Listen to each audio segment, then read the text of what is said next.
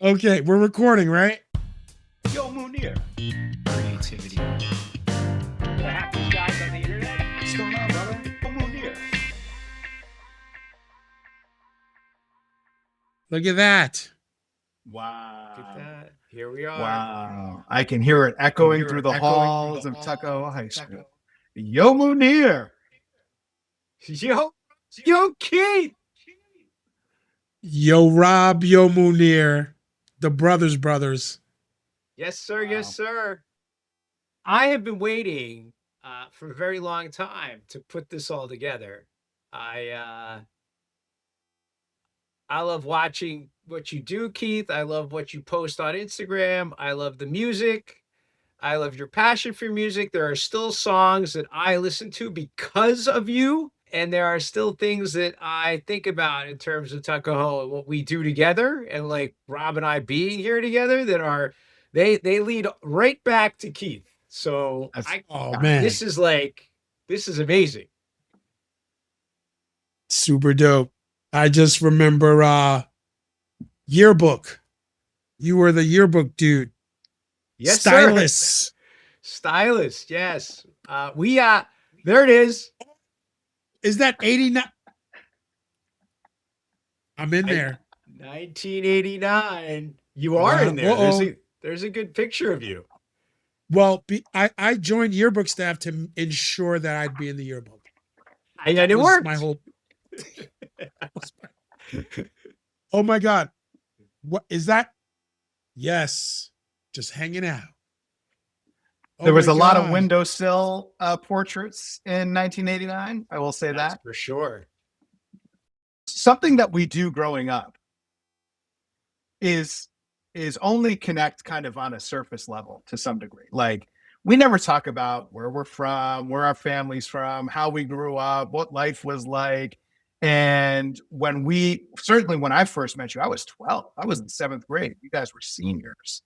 And so I looked up to you guys. Like you guys were creative and inspiring and just energized and approached life with enthusiasm. But yep. Even subsequently since hanging out, what was growing up like? Did you always was music a part of your life from an early stage? Like I'd love to learn a little bit more about that. So very interesting. Okay. So I got diagnosed with ADD in 1979, and my grandmother was like, absolutely no drugs. Not going to do any drugs. So she wouldn't let me play any video games and basically made me, well, she didn't make me, but for my 10th Christmas, my uncle, who actually was a teacher at Tuckahoe High School back in the 70s, he gives me a card on Christmas and he's like, hey, you get to pick any instrument you want and I'm going to pay for it for the next year. So I'm like, oh, I want drums. Cause like, I love the Clash, Stuart Copeland, I'm 10 at this time, Devo. That's what I was listening to. But my girl's like, nope, you're going to play piano. And I'm like, okay, I'm playing piano. So I was trained classical piano at 10, but I mean, creatively, music, like I was an only child. I grew up like a block and a half away from Chuck Scarborough. Do you remember Chuck Scarborough? Yeah, NBC. Yes. Yeah, and he had like a tree growing through his house. But I'm going to tie it all together. But basically, I'm an only child, latchkey kid, went to Assumption. That's, where the Tuckahoe Town Hall is now. That used to be a Catholic school, a Roman Catholic school. I went there from kindergarten to 3rd grade because they closed because they couldn't afford the school anymore in 3rd grade, whatever, how old you are. So I remember kindergarten, I would go to the Murray's house and they would, Kim Murray, Jim Murray, James, Ryan weren't even born. Anyway, long story short, that's kindergarten. 1st grade, I get a key and they're like, and all I had to do is walk up that hill, Fairview, from the school, and they're like, and they worked. This is latchkey kids. You go to jail for this stuff now. But anyway, so I would just listen to my uncle's records my mom's records, and my grandmother. They had records, and we had this thing that was called a Victrola. Yeah. So it's a piece of What? furniture with vinyl. Yeah. So that's kind of my music. I kind of lumped it up. I hope I'm, but yeah. Yeah, that's amazing. And so But I inherited, yeah. what types of albums were in the house? So I can break it down. My mother loved the Jacksons. So it was the Jacksons' greatest hits that came out in 1972. Blue cover. I just remember listening to that. My mother loved Michael Jackson. So now my uncle, he had Sly and the Family Stone, Sting, Songs in the Key of Life. But then he was also a big Rodgers and Hammerstein head. And he had all of the official, like Oklahoma. Wow. Oh, my mother loved West Side Story, so we had that vinyl. And then my grandmother, she had like Mahalia Jackson, the Alabama Blind Boys. Blah, blah, blah, blah, blah. I'm just trying to come up with a few. Then my uncle also had cassettes, and he had a reel to reel. So I was messing with all of that stuff.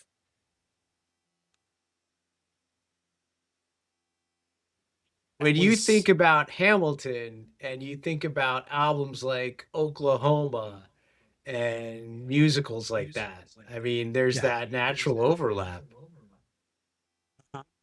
So I do want to say, I don't know how I got this record, but I loved Mary Poppins, the Disney version with Dick Van Dyke and what's her name? I forgot her name. Oh my God, Julie Andrews. Oh wow! So that was my soundtrack, and I listened to that incessantly to the point when I went to camp, Mount Tom Day School in New Rochelle, I won the role of Bert at like 13, 12, maybe. I was 12. But it's because I was like, they're like, yeah. So it was like this camp where I guess it's art camp. I don't know. Yeah. But every summer they would put on a play, a musical. So the first year I went, IB3, Intermediate Boys 3, we did Grease. I was a greaser in the back. Go Grease Lightning, like I was one of those guys.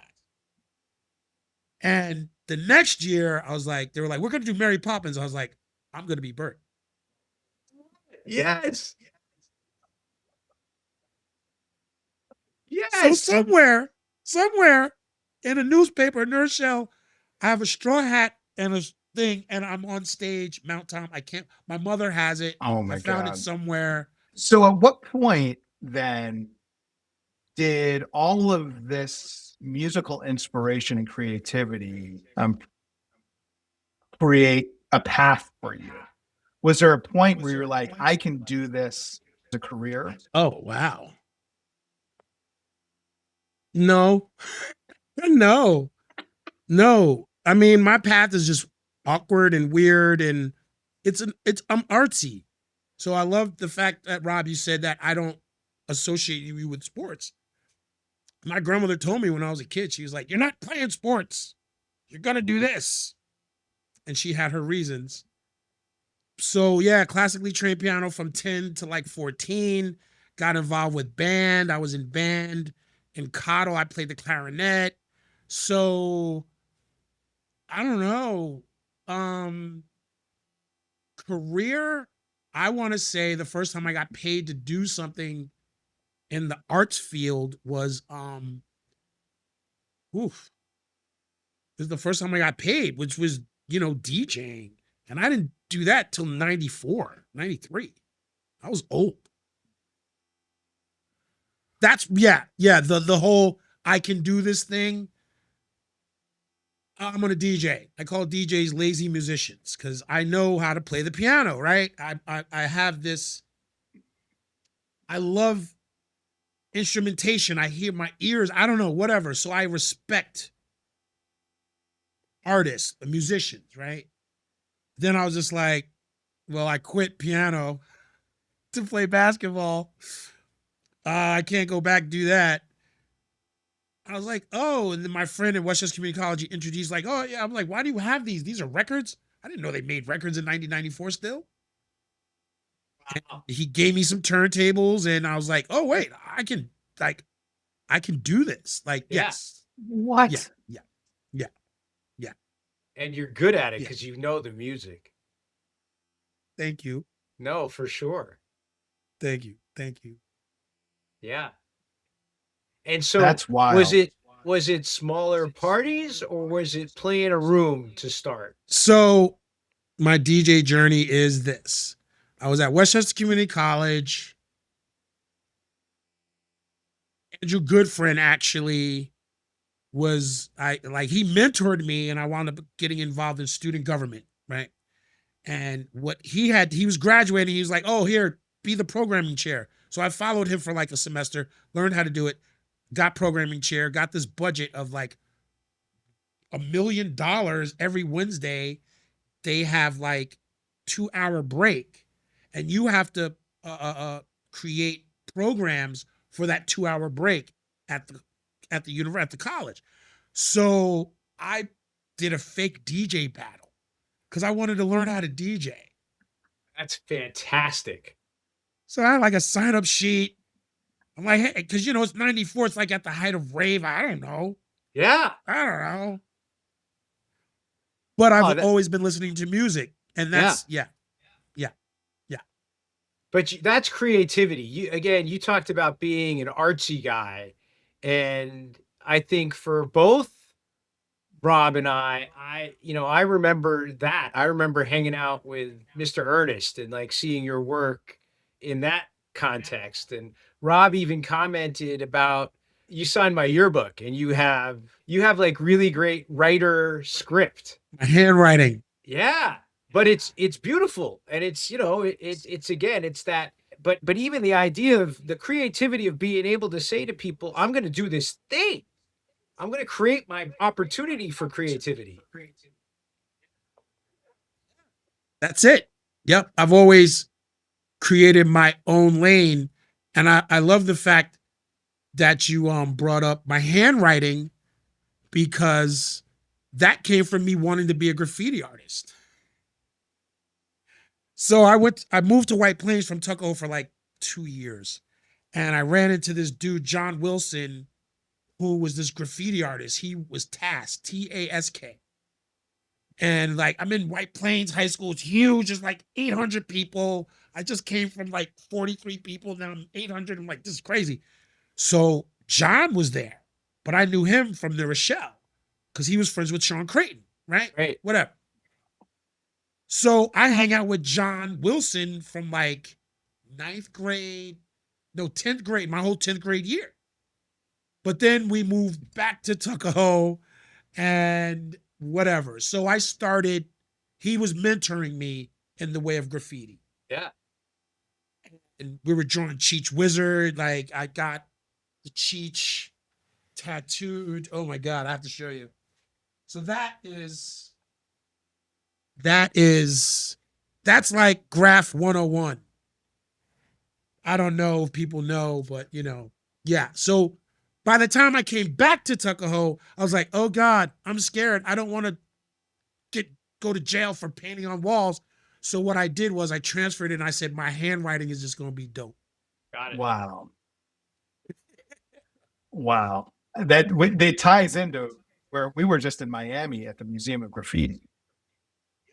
It was so emotional. Honestly, like I'm standing there in front of these murals, and it was really so emotional because you felt like you belonged. You felt like you were a part of that movement, even though we weren't directly a part of it. And to hear you talk about writing as well is a direct connection to that experience. Yeah, but it's so cool that Munir brought up Mr. Ernest, because that's where I excel. Like for me, I was just free. Mr. Ernest was awesome. So you might remember, I don't know, people keep telling me, like Vinny Kaling's like, yo, I remember they kept the Robotech thing that you drew up for years. I was like, they did? So then I go back and meet Mr. Ernest and get all my artwork. So I have it. I still have it. I have it in the house. That's amazing. Yeah. Yeah. and then running back into you in New York when you're DJing. Like you're doing that creativity and sharing with us an incredible scene in New York. Absolutely. I don't remember. I remember you guys being there, and I was playing to like an empty room. It was just us, I think, right? There were Idlewild was more that than way sometimes. So I think Idlewild was after. That was Tuesday nights. Idlewild, Deep Sea. That's when I was in college interning. No. I was working for King Street at that point. yeah, yeah. Yeah, but when we were at B3, which is on the corner of Avenue B and Third Ave, I think you guys were roommates or something, and I might have been working for you, Rob, for like a week at Major League Baseball. I don't remember, but you guys showed up. I was like, "Yeah, I'm playing over here," and you guys showed. I was like, "Oh shit!" So I just played to you two guys the whole fucking night. And it was That's it. awesome. Yeah. And I remember playing Pasilda. I was like, I'm gonna play this. And you love that record movie. Are you editing during this same time period then? No. You're editing and DJing? No. Oh, my journey's insane. I didn't start editing. I always wanted to be a filmmaker since I was 7. That's in the back of my mind. But I didn't know how to do it. I couldn't afford film school. So I went to like Westchester Community College, took communications. I call that cheap film school. Then went to New Paltz, but I caught the DJ bug at Westchester, and I just kept I made money from DJing. Whatever. Me, Vinny Kalen, my buddy Frankie from Yonkers, met this other kid. We were like a crew, man. And we just made money. Like, I don't know. It was fun. And long story short, I did not start editing. I didn't get into film until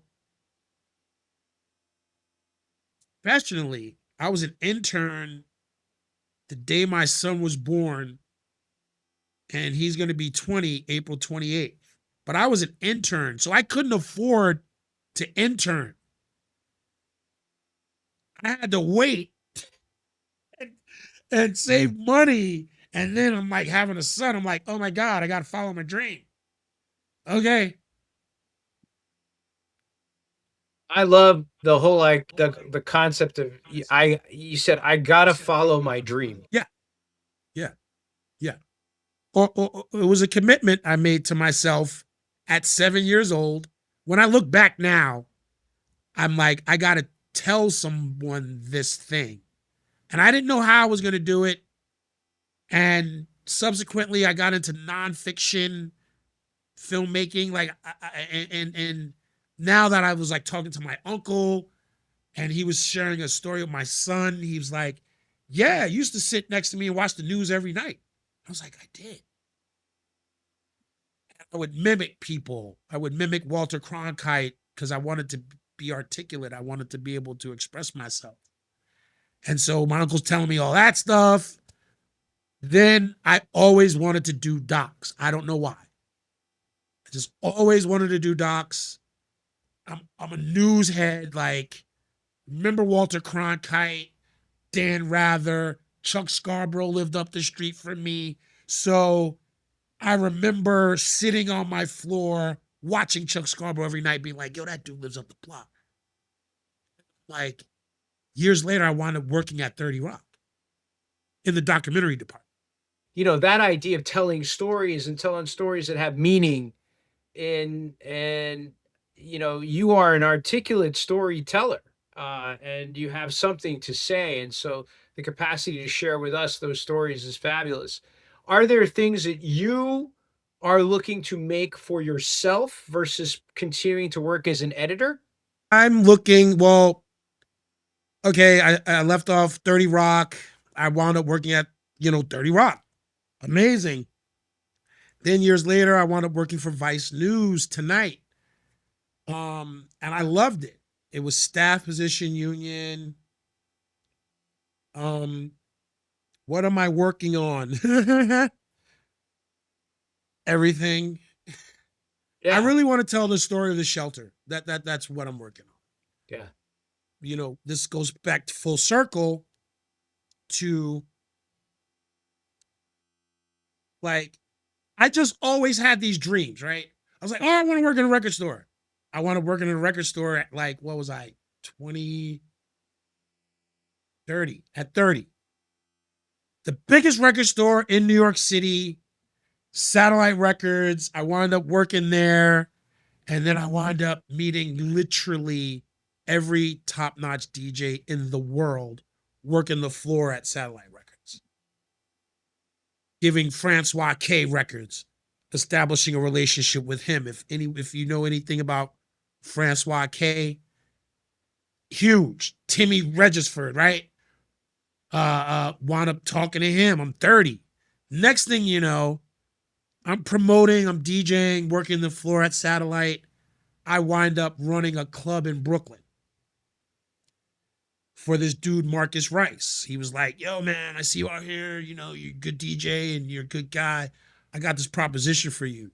So I go over and he's like, hey, man, I'll give you Wednesday nights. And I was like, all right, what do I got to do? He's like, nah, you keep the door, but I need someone to run the club. I was like, really? He's like, yeah, I'm going to show you everything. So I wound up being a club owner.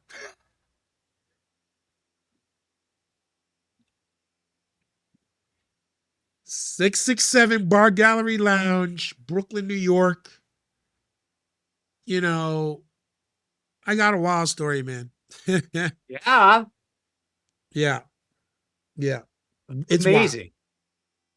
Yeah. You mentioned Francois K, and I have a double album of his that is still one of my favorite albums ever, and it's not streaming anywhere I can find it. And I'm pretty sure you were the guy that introduced me to him. Probably, maybe. Probably. I don't know. But the crazy thing about Francois is, though, when I was 11 or 12 years old, I'm listening to the radio, we were listening to all the records he mixed on Prelude Records. Keep on jumping. Da, da, da. He mixed all these records. Now he's kind of like my friend.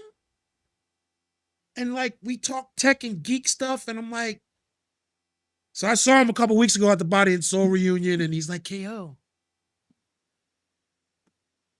look what I've been doing with this AI. So, dude, I got stories for days. So really, that's kind of what I want to share. So I don't know if I'm going to do a play. I don't know if it's going to be a doc. Experiential would be wild. Yeah, so, you know. Oh, with a DJ set live, like a play? Yeah, play. Like I'm toying with the idea of writing it. I love that. You know, like I'm toying with it because get people up and moving. I got to get it out. But it's really the story of like this guy who, you know, me just going along in life being like, oh, I wonder, this would be great. And dude, I've worked with so many people, and it's just like, it's nothing that I set out to do. It just happened. I can imagine experiential and having, I mean, it's your play, but man, like having an interactivity with the DJ, having an interactivity with the crowd. Have you seen those experiential, like eating things where people walk in and they're like different rooms with different characters and they bring you through the restaurant? Yes. Well, no, not the food, but the escape rooms or whatever they're called, that kind of thing. Wow. Yeah. So I hang out with a Rockette, dude. Like one of my good friends, I was texting with her last night, you know, Blee, right? She's a Rockette. I met her DJing because I met her husband, who was her boyfriend at the time, on a house music message board. And I'm DJing at Punch Lounge on Broadway, right? And she's like, you know my boo. And I'm like, who are you?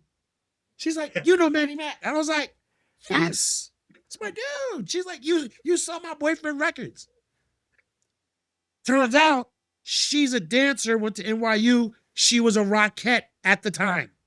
Amazing. I'm like, I hang out with Amazing. Rockettes. Yeah. Yeah. And so I'm working on something with her too. Like she's amazing, whatever. But yeah, this is my life. What? But it's creating things. You're making something that didn't exist before. And the reason why I brought her up is because she just did Bank and Trust. I think it's a huge one. It's one of those escape rooms. Okay. I guess it's called what? Experiential. You could. Yeah. Yeah. Yeah. Well, Yeah. we'll see. All But right. you know, that's what I'm working on. Something within the scene. The scene. We're Yeah. hitting Wow. we're hitting all the high notes, Keith. We just So- last week talked about the scene. Which one? My scene? Not that's just well. Well, just the I fact was going to say it ties in. What we're talking about Brian Eno was talking about how right what instead of Munir, why don't you, because I don't have the phrasing down. How did he describe it? So Eno was giving this talk about creativity, and one of the things he said was, creativity comes from a collection of people all excited about something and spending time with each other and having ideas bouncing off each other, and it's a diversity of views and a diversity of opinions and a diversity of things, but that's a scene. And so he suggests that we should call it genius, not genius. And he said the lone genius thing, we got to get rid of that because the beauty, the magic, the creativity comes out of us seeing a collection of people sharing and excited and banging off each other. Absolutely. That's it. And Tuckahoe was a scene for me, right?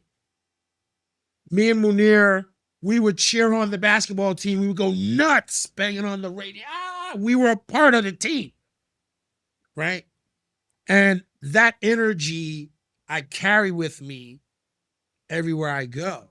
So, yeah, that's amazing. Making those because signs. making the signs. I don't wait at your house. In the my basement. yeah.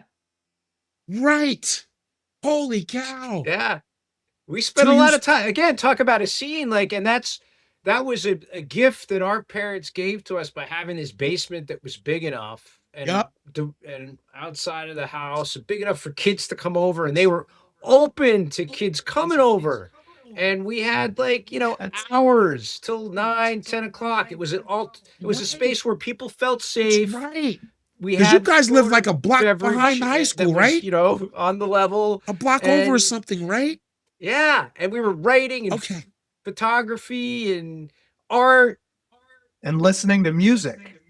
and Yeah. listening to music. That's right. You had albums. That's right. Because too. downstairs was a whole shelf, like big bookshelf of records. Now you're jogging my memory. Holy cow. Okay. Ah, Got it. yes. But the bringing best. the yearbook back up, right? And Munir, you mentioned my handwriting.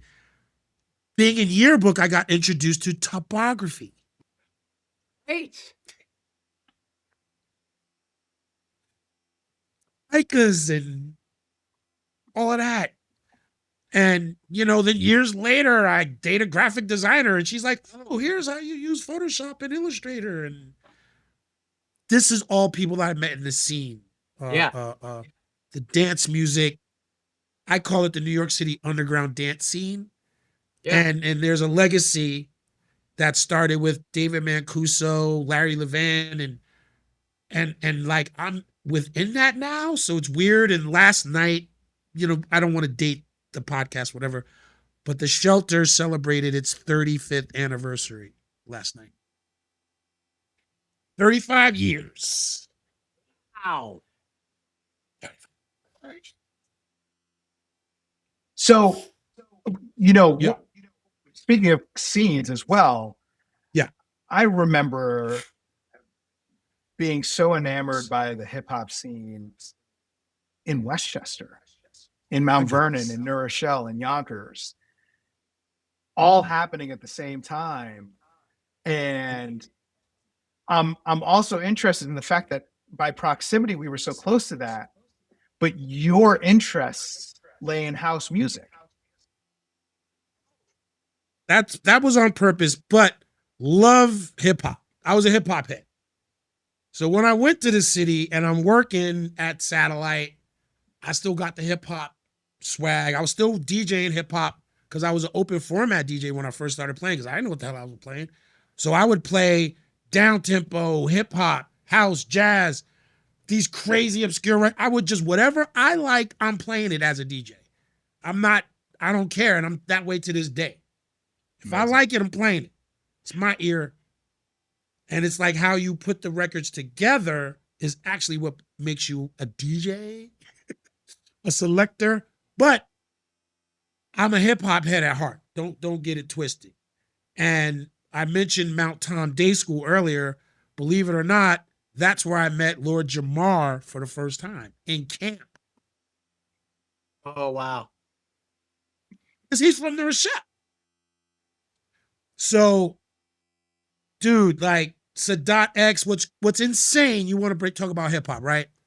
I just came back from Barcelona last week and I went with, the record brand newbies. He's like, get a fresh fade from Rob, jump on the phone and dial a Naru mob, right? Rob is an actual barber. That's a real person who has been my barber since 1985. No way. We just came back from Barcelona because he was like, yo, man, That's that trip. I want to go to Barcelona, son. I was like, let's go. And we went because he's older and he's got a passport. And when I would travel back and forth, I would go get a haircut, my son and whatever. I'm like, yeah, I just came back from Barcelona. He's like, why are you going out there? Whatever. So he calls me like last month, a couple months ago, and he's like, yo, I've been traveling. I think I want to go to Barcelona, but I want to go with you because like you do stuff. So that's Rob G, son. Like, so my hip hop roots are deep still. DMX, I remember when his first mixtape came out and he used to rob people with his dog in Yonkers. Like, my hip hop roots are deep, man. Sadat, Heavy D used to play right here in the park, man. He used to shoot. We shot basketball with Hev, Troy, all of them. Because Mount Vernon was so rough, they'd be like, yo, we gonna go to Tuckahoe. Because our courts were nice. I think this is a good segue to reveal what's on our mixtape this week. You've been dying all week for this moment. I can't wait. I'm going to start it off. So I'm going to take you back to the Tuckahoe High School cafeteria. It's probably the fall of 1988. And I don't know who the DJ was of this party or this dance at the high school, but I was in 7th grade and the DJ was spinning The Bridge Is Over by BDP. Oof. And I'd never seen a group of individuals react to a song like that before in my life. And my immediate instinct was, this is serious. And that always stuck with me. And so I had Criminal Minded as an album. I loved Following the Path of KRS-One, and it was so intense. But I didn't really understand the magnitude of what is being discussed until Queensbridge's own Nas and Illmatic was released. And the fact that he had Pete Rock as one of his producers, the fact that he had DJ Premier as one of his producers, he tapped into the East Coast hip hop community. And it wasn't about The Bridge Is Over or the South Bronx. It was about this music that he was creating, which was undeniable. And so The World Is Yours is on that as well. And that brings in a piano riff from Ahmad Jamal. And we were surrounded by Ahmad Jamal records in our house. And so you take this, The Bridge Is Over, you take The World Is Yours, you take the fact that Pete Rock was a producer on it from Mount Vernon, You take Ahmad Jamal, all these layers that hip hop introduces and brings together to the listener, it really breeds community. And of course, then you can't not have Pete Rock and CL Smooth, but Carmel City is the third track that I would have, which is, yeah, you got to think, like, what album is that? That was off the Main Ingredient, which people weren't listening to it. It came out in 1994 while I was at the University of Michigan. It was my freshman year of college, and it felt like my own. People weren't talking about Pete Rock and CL Smooth's second album. You know, it was fine if you were listening to They Reminisce Over You, which I absolutely adore. But nobody was listening to Carmel City and the Main Ingredient album, and it felt like it was mine and mine alone. So if further investigation suggests that Jay Dilla took inspiration from that album. However, those are my three songs. And the bonus fourth song is actually Black Cow by Steely Dan, because KO and I were in a car together at some point listening to Uptown Anthem, or, you know, Lord Tariq and Peter Guns had sampled Black Cow. And KO's like, that's Steely Dan. And I was like, oh, shit, the layers are so deep. And so that Black Cow always makes me think of Keith because of him shouting out Steely Dan in the car. So much respect, much love. Those are my tracks. Nice. We should get Keith. Yes. What you got? All right. So because it's you two, and I don't know, it's like, all right, I'm gonna have to go with what I'm currently listening to. So my mixtape, it's gonna have to start with Stevie Wonder As, because, you know, whatever's going on in the world right now, Stevie Wonder is my go-to. That's what I grew up. Basically, Songs in the Key of Life, I basically read that album cover back to back. All, like, whatever. But As, in my underground scene, if you've ever seen 500 people dancing to this Stevie Wonder record, that's 8 minutes long. Amazing. No doubt. So then, I've been listening to, I love Jamiroquai. We're going back to the 90s. So this is like acid jazz.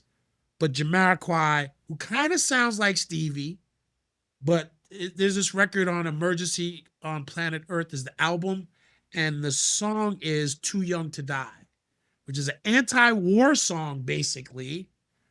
And the bass line, Stuart Sanders on bass, and I found this 10-minute mix of it, and I've been just jamming to that pretty much this whole election cycle. That's what I'm going to say. Because it's poignant, and it came out in, 94. Yeah. And it's very relevant to now. And my third is bringing it back to house music. It's called Let It Blow, Afro Jazz Extended Mix by Stacy Kidd featuring Tiffany Jenkins. And I'm adding that because there's a controversy about that song has AI parts in it. But it's an amazing song.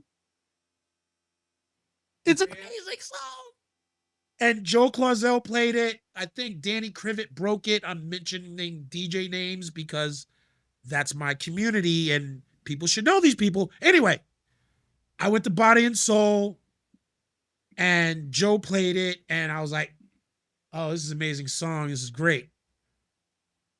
Those are my three. Stevie Wonder As, Too Young to Die, Jamiroquai, Let It Blow, Afro Jazz Extended Mix, Stacy Kidd featuring Tiffany Jenkins.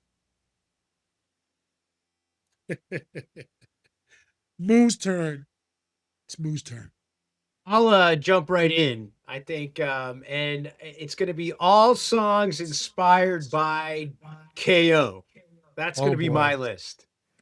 And I am going to top it off with Ain't No Fool Extended Mix, Dr. Packer, which comes from an Instagram post that you put up, Keith.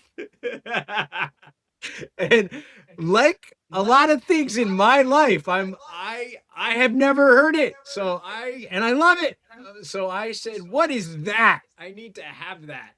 And so I looked it up with the assistance of my friend Shazam, and found it and was like, yes, this is now something I will listen to.